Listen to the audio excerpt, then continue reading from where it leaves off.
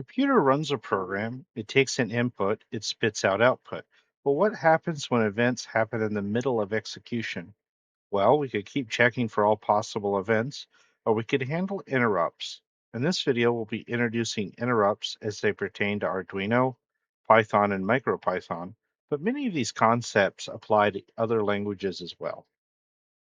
So, what is an interrupt? Well, it's a signal telling the computer to stop or pause its current operation and respond to an event. Everything from responding to a key pass to receiving network data to a disk drive finishing a read write operation is an interrupt. Now, up until this point, we've been doing a thing called polling. We keep checking to see if a button's been pressed, but this takes up a lot of resources and time in on a CPU. Instead, we could handle it as an interrupt. An interrupt is generated, the CPU pauses, it usually saves its current state. It'll run a special routine, formerly known as an IRS, which is interrupt service routine, but more informally, we call it an interrupt handler. Then it restores the state and just resumes operation. We have both hardware interrupts that are baked into the system, and then we can have software interrupts that are part of, say, a programming language, and programming language might be able to manipulate hardware interrupts. We also have maskable versus non-maskable interrupts. Now, maskables can technically be ignored by the CPU, and then non-maskable can't be. Now, in this first example, we're going to be talking about pin interrupts with Arduino. You simply attach an interrupt to a specific pin, interrupt service routine, and a mode. You simply pick a digital pin. Now, for the most part, with an Uno Rev 3, it's really just pins 2 and 3 that are used for external interrupts. But you specify the pin, 2 or 3. You set up what your function is going to be. What is it going to do when it gets this pin interrupt? And then you can set a mode. You have a couple of different options for the mode when it pin goes high, when it goes low, when it changes at all, when it's rising, when it's falling. This basically, you can have, say, a button press, and then it will interrupt and it will run a particular function. That way you won't have to constantly check if a button's being pressed in your loop. There could be something else on this input entirely, maybe an external clock signal, for example. As I mentioned, pins 2 and 3, they're used on the Uno 3. You also can detach the interrupt if you want to just disable that pin's interrupt for whatever reason. You can also use pin change interrupt library if you want to use other digital pins. All right, let's take a look at Arduino on Walkwe here. Now, this program I did not write, but let's see what it does. We're using some constants with bytes here to define a button pin and an LED pin. This is the first time that we're using volatile. Now, the reason we're using volatile because they're being shared between the interrupt service routine and the main code. So it can be changed by the routine at any time. So that's how we're letting it know. We're doing 2 unsigned longs. We're counting interrupts, and we're counting the last interrupt time. We're going to be checking timestamps and stuff here, whether or not an event occurred here. We're doing some regular unsigned long variables, last reported time, and mode change time, because we're going to be changing modes. A new thing we're using is enumerate. This is an interesting little thing. Basically, it makes an object interrupt mode, and then we can set a variable to one of these values inside it. So we're doing an interrupt mode. Um, so naming the enumerate here in a kind of way like a variable, but not exactly. Um, and we're calling it current mode, and then we're setting it to one of the things inside the enumerate. And then here is our interrupt service routine. We're actually putting it at the top of the code instead of the bottom. And this one's just going to be based on the button. We're going to set a now variable here. We're using millis. So we're setting a time. We're setting a timestamp, as it were. We've got a simple debounce. This is at 50 milliseconds. Personally, I like 40, and then it's just doing a return. And it's incrementing the interrupt count when it does this. So we know every time the amount of times that the button's been pressed. We're setting last interrupt time, and we're saying that the event occurred. So this is only going to get called when the interrupt actually happens. So let's go back down to the setup. We're setting up our serial monitor. We're setting the pull up on the button, and I just realized that's why when I put a resistor here, it wasn't working because there's already a pull up. We're doing the LED as well, putting that to output. And here's where we attach our interrupt. Doing digital pin interrupt. We're going with the button pin there. We're putting in our interrupt service routine right there. I'm going to start it off on falling. We're just going to tell us all this stuff. Press a button so that we get it started. So when we start it out, it's not going to do anything until we press that button the first time. So if until the event has occurred, we'll do a function called no interrupts, which let's see,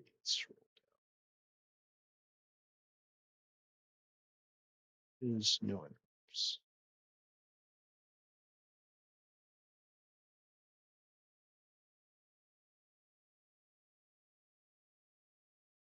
Actually, those might be built-in functions, and I might not be thinking here. Yeah, I just totally forgot there. Is interrupts, no interrupts disables interrupts, interrupts re-enables them. I totally forgot the actual name.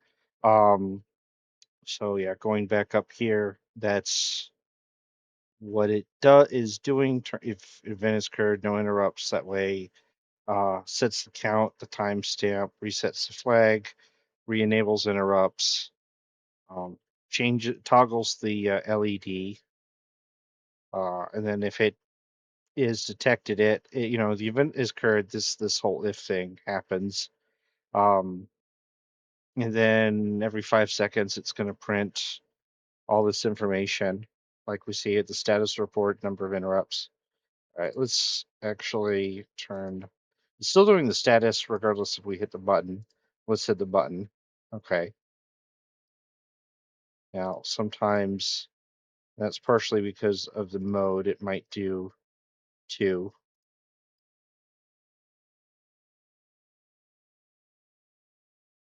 So it's doing it between falling and rising. Now, when it does it, if it switches it to change, then just the pressing of the button, it could get both the falling and the rising with one button press. So we get two button presses. No matter how careful I am with it, it's more or less going to do that. All right, so while it runs, it's going to detect it. It's going to do the count. Sets. This is all of this is the status report. It's doing every 5 seconds. It is, yeah, it changes the mode. It'll detach the interrupt, and then it'll reattach it because what we're doing is we're changing modes. So we need to detach and reattach, falling, rising, changing. So yeah, that's pretty much what it just shows off here. Then there are also timer interrupts. Hardware-based ones are a little bit more precise than software-based delays. They'll generate an interrupt after the duration is complete. Now, there's three timers on the Atmega 328P. I'm saying that instead of the development board because it's baked into the actual chip. There's timers 0, 1, 2, 0, 1, and 2. 0 and 2 are 8-bit. 1 is 16-bit. Keep in mind that the chip normally runs at 16 megahertz. That is important. 0 handles mills, micros, and delays. So basically, a software-based set of timers built on top of hardware-based ones. So if you do anything with timer 0, it will definitely break these functions. Timer 1, that handles pulse width modulation on pins 9 and 10 and some various libraries. If you mess around with timer 1, it may break these. Kind of depends what you do with timer 1. Timer 2 is sort of the same idea for some other pins and libraries. Um, but generally speaking, if you want to use one of the hardware timers, timer one's probably the best because it's the 16-bit one. Just keep in mind if you're using pulse width modulation or anything that timer one does, be careful. Otherwise, use timer two. It does require direct manipulation of low-level hardware registers, but that's not really all that hard to learn.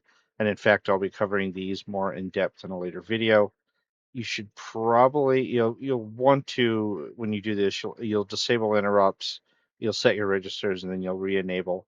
Keep in mind that interrupt service routines, they really should be short, like maybe a single command, or it might throw your timing off completely because multiple commands take more time than kind of a single, basically a single time unit, as it were. It'll throw it off. All right, in this one, we're going to be looking at using timer one. Some of this is going to look a little advanced because we're going to be using the hardware registers. So basically, all this program is going to do is going to generate an interrupt every 100 milliseconds.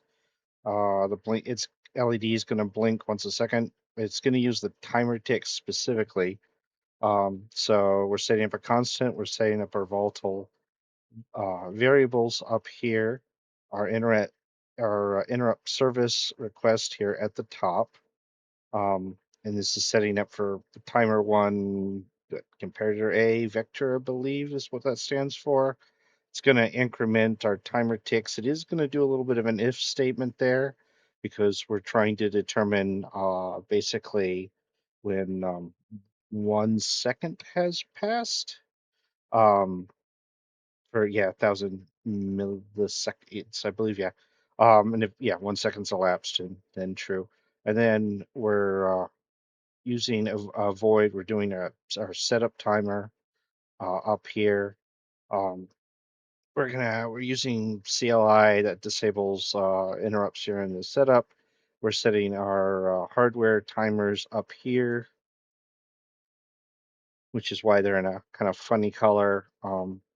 Again, this program's not mine, but the calculations are being shown here. So CPU runs at 16 megahertz now. I can actually set and walkway this to run at different, and that would affect all these calculations. Prescalers set 264 down here. I'm not 100% sure how to actually change the prescaler. I've never done that. But yeah, timer clock, we're doing this, factoring it at 250 kilohertz there. So it does the math. And for, yeah, basically every 100 milliseconds, it's going to do 25,000 count. And what it wants the set to, I can't remember why it needs to be set one below off the top of my head. Um, some of this hardware stuff I'm still figuring out myself, hence why I didn't make this program myself. It does a little comparator here, and then it re-enables here at the bottom. We get to our usual setup, and there's really not much. It's just setting up the serial monitor, our LED pin. It's running setup timer one, so it's going up here. And then it's just doing the timer. And the loop itself is really simple. We're just setting up a static variable here. We're checking if a second has elapsed. If it hasn't, if it has elapsed, then we're turning off interrupts. We're setting elapsed to false. We're setting our count. We're turning interrupts back on. We're toggling the LED, and we're doing a count. We're displaying a count of how many seconds have elapsed, and then we're showing that the main loop is busy otherwise, I believe. Yep, okay. It's 2 seconds, 3 seconds. This is just showing, oh yeah, you'll see every fifth busy is when a second has elapsed.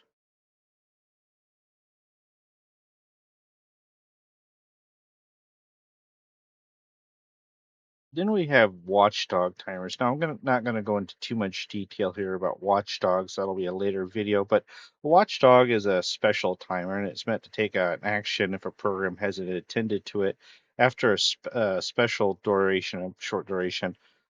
This action can be an interrupt if you want. An interrupt service routine can be set if the watchdog has been triggered. The easiest thing to do with a watchdog is just have it reset. Usually it might be, well, if the program hangs, it's not attending the watchdog, so the watchdog will activate after some period of time. You could also use it to wake it up from a sleep mode. Now, the watchdog timers with Arduino, they have set periods of time. You're going to have to use one of them. You can't use anything in the middle. The shortest one is 15 milliseconds. The longest one is 8 seconds. And this has to do specifically with the Atmega 328P chip. All right, here's an example for the watchdog timer, not written by me. So LED is gonna blink normally every 15 seconds. The program is gonna potentially lock up, and after 2 seconds, the watchdog is gonna reset the microcontroller. So we're including the watchdog timer and some I/O stuff up here. We're setting an LED to pin 13. We got an unsigned long for the start time, a bool for if the reset has occurred, which we're going to set to false.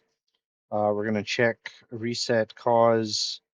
The reset flag is going to be set to MC user, which is I think it's one of the hardware registers, if I'm not mistaken. We're going to see if the reset has occurred, and then we're going to clear the flags, and then we're going to disable the watchdog after the reset. Setup, we're going to start by checking the reset cause. We're going to open up our serial. We're going to set the output, for the LED. We're going to send some stuff to the serial monitor. If the reset has occurred, we'll say that a reset was caused by the watchdog, um, which is going to happen. If the reset happens, the setup's going to go again, and it's going to know it was reset, and then it'll say it. Otherwise, it'll be a normal power on.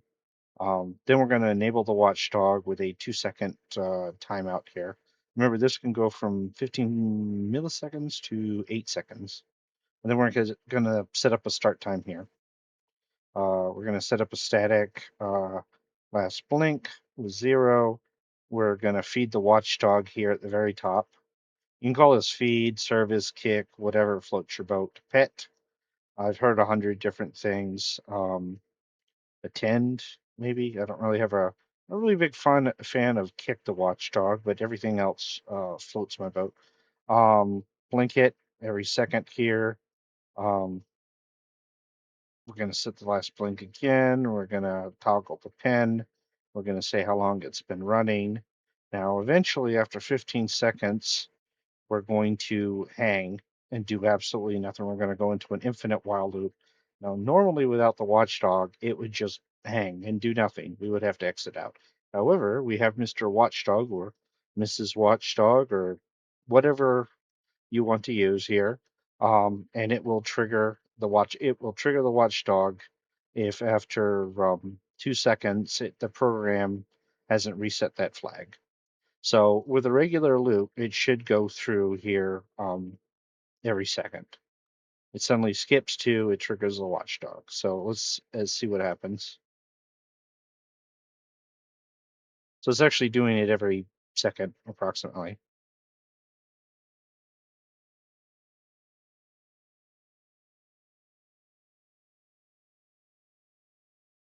Nope.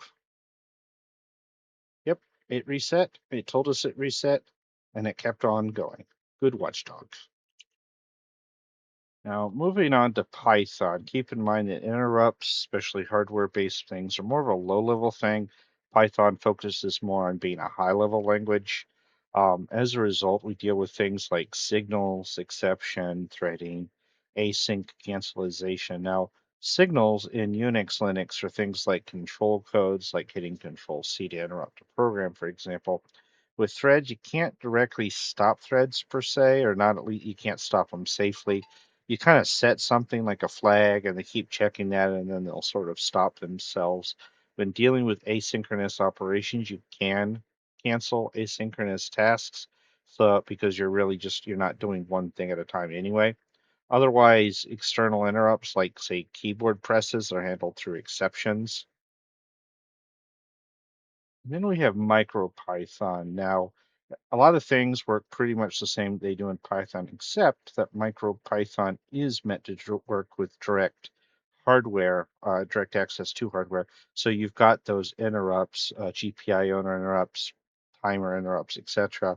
The machine module can handle interrupts with I don't know why I put IRQ, but interrupt service routines, um, and includes the pen, and with a mode as the method of pen.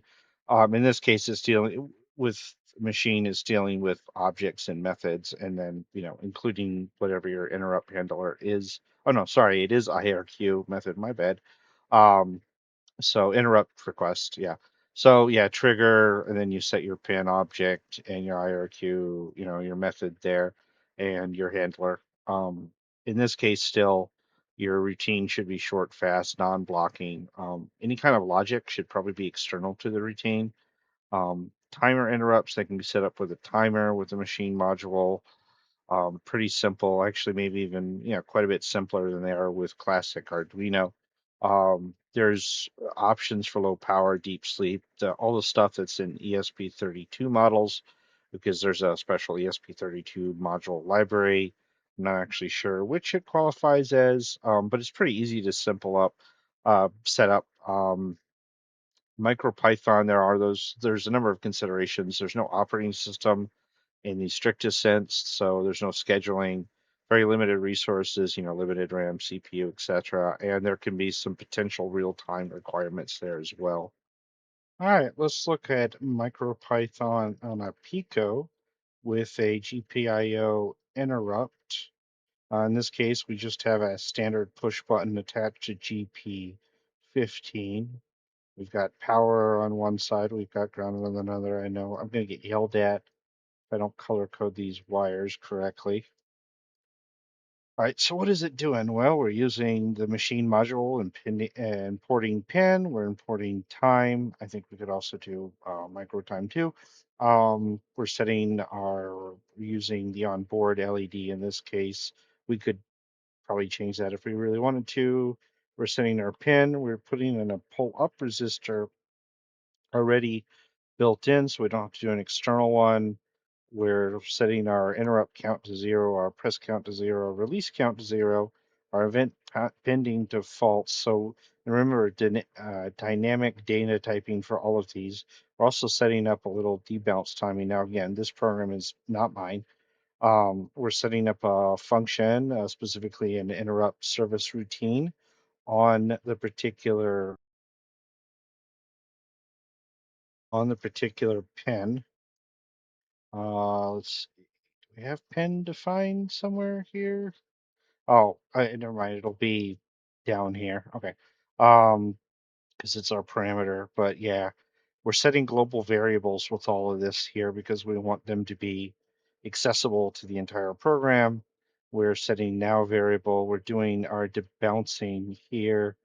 Um, if the pin value is already 0, we're press counting. Otherwise, we're releasing, because the only time this is going to trigger is when the button is causing an interrupt. So it should not be going into this function otherwise, or this interrupt handler. So we've also set the button's IRQ here to both hit when it rises, so when we pushed it, and to fall when we've released it. And we've, again, the handler on this is already up here. All right. So doing some print messages, determining the last report. And while all of this is true, which this is just a loop, it's just going to keep looping. And if event pending, then we're going to set it to false. So if event pending is true, we're going to immediately flip it. We're going to toggle the LED. We're going to display the amount of interrupts, presses, and releases here. And then we're periodically just going to give a status report every so often. Anytime we press that button, let's see, and the pin, yeah, okay, so yeah, button, I think so. Let's see what happens. All right. For some reason, it's not counting. It's sort of counting the presses, sort of not. You got to be a little. Yeah. Okay. So it has that deep bouncing in there. That's why it's counting it. Sometimes it's not.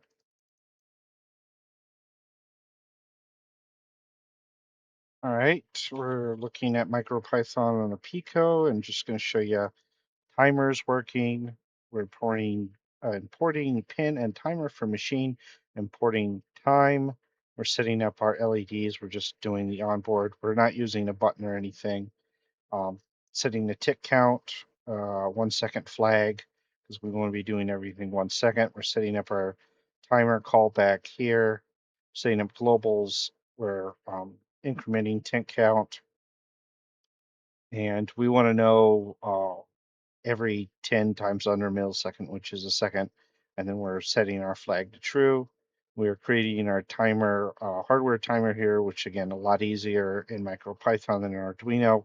Well, Arduino with an Atmega of 328, but we're really comparing apples to oranges, to be honest.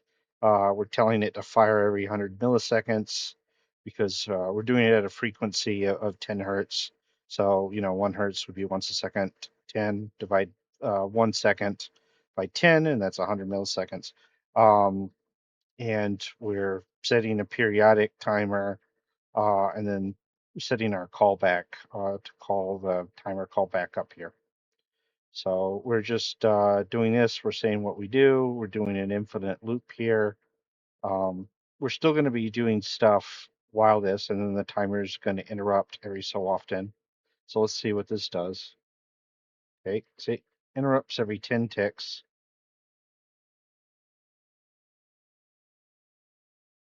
So yeah, pretty simple. So just to wrap things up here, an interrupt is a signal telling the computer to stop or pause its current operation and respond to some kind of event. That response is the interrupt service routine, or ISR, and sometimes it's just called interrupt handler. There's both hardware and software based. Hardware is baked into the CPU, and then software is could be part of the programming language. We briefly mentioned maskable, which are things the CPU is allowed to ignore, and non-maskable are things it's not allowed to ignore. We talked about pin, timer, and watchdog interrupts with the Arduino. Keep in mind that pin interrupts are normally limited to pins 2 and 3. Timers are shared on the chip, so if you use 0, that's going to mess with some things. You use 1, it's going to mess with others. If you use 2, and so on. We talked about watchdogs. Does something if it's not addressed during a certain duration, which can be anywhere from 15 milliseconds to 8 seconds on the Atmega 328P. Um, Direct interrupts aren't as much of a thing in regular Python because it's more of a high level language. Instead, you've got things like signal handling, exceptions, thread flags, and async cancelization. MicroPython does have direct hardware access, so pin and timer interrupts are a thing, among others. So until next time, have a good one.